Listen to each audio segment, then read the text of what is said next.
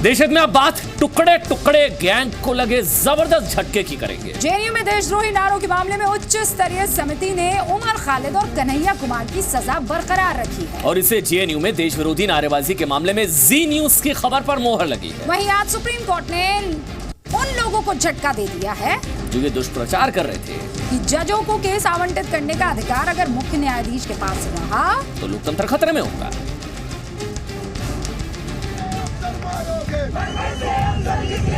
देश ना ये तस्वीर भूला है,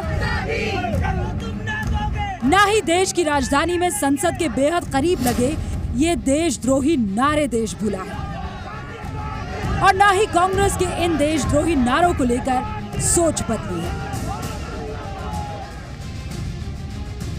देशद्रोही नारों के बाद जिस तरह राहुल गांधी ने जेएनयू पहुंचकर छात्रों पर कार्रवाई को आवाज दबाने की कोशिश बताया था,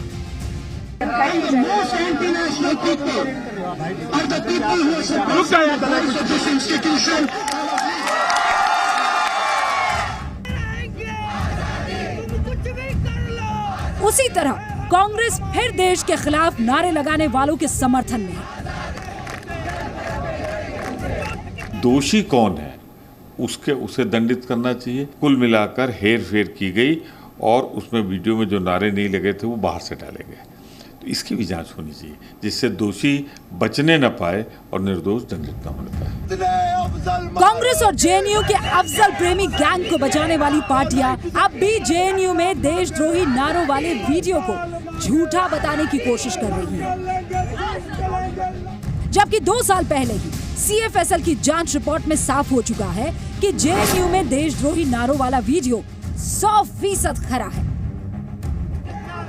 जी न्यूज ही देश का इकलौता चैनल था जिसने जेएनयू की देशद्रोही सोच का खुलासा किया था। दिल्ली पुलिस ने जी न्यूज का वीडियो सीएफएसएल लैब को भेजा था और सीएफएसएल लैब ने जांच के बाद कहा था कि वीडियो पूरी तरह प्रामाणिक है, लेकिन आज भी कांग्रेस और उसका साथ देने वाले नेताओं को न जांच एजेंसियों पर भरोसा है न जेएनयू की समिति पर। चाहे कन्हैया हो या खालिद हो, मैं समझता हूं कि उनके ऊपर देशद्रोह का मुकदमा ही गलत था। किसी तरह से भी वो देशद्रोही हो ही नहीं सकते। जेएनयू में हुए देशद्रोही कांड के मामले में जी न्यूज की रिपोर्टिंग पर कल जेएनयू की उच्च जांच समिति ने भी मोहर लगा दी। जवाहरलाल नेहरू विश्वविद्यालय की उच्च स्तरीय जांच समिति ने उमर खालिद और कन्हैया कुमार की सजा बरकरार रखी है, लेकिन वोट के लिए कन्हैया और उमर खालिद जैसों को हीरो बनाने वाले नेताओं की याददाश्त दिल्ली हाई कोर्ट के आदेश पर गुम हो जाती है, जिसमें कोर्ट ने माना था कि जेएनयू में देशद्रोही नारे और पोस्टर संक्रमण की तरह है जो फैल रहा है। ब्यूरो रिपोर्ट, जी मीडिया।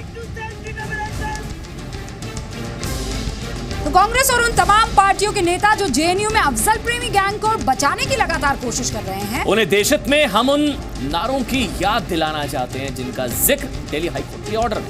अफजल गुरु, मकबूल भट्ट जिंदाबाद, याद है ना आपको? ये ऑर्डर में ये नारे लगे थे वहाँ पर, बंदूक के दम पर लेंगे आजादी, go India, go back, Indian army मुर्दाबाद, ये नारे लगाए गए थे वहाँ पर। और याद कीजिए, भारत तेरे टुकड़े होंगे इंशाअल्लाह इंशाअल्लाह।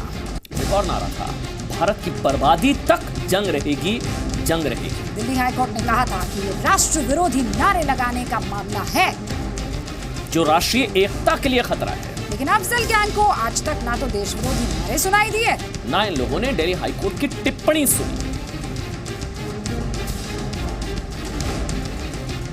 और अब देशहित में बात सुप्रीम कोर्ट के उस फैसले की जिससे लोया गैंग को 440 वोल्ट का झटका लगाया।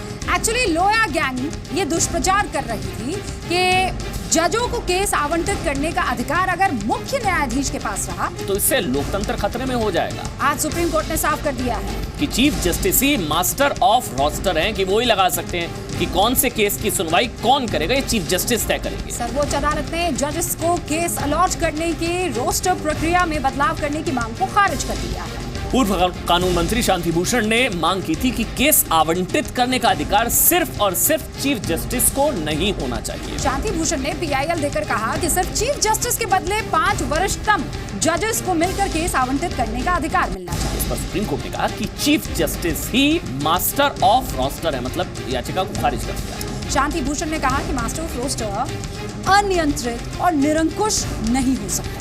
Justice A K. सीकरी के मुताबिक सबसे वरिष्ठ जज होने की वजह से, सबसे सीनियर जज होने की वजह से सीजेआई यानी कि चीफ जस्टिस ऑफ इंडिया सर्वोच्च अदालत के प्रशासन का नेतृत्व करने का अधिकार वो खुद रखते हैं। सुप्रीम कोर्ट में जस्टिस ए.के. सीकरी और जस्टिस अशोक भूषण की बेंच ने याचिका की सुनवाई की और क्लियर कर दिया।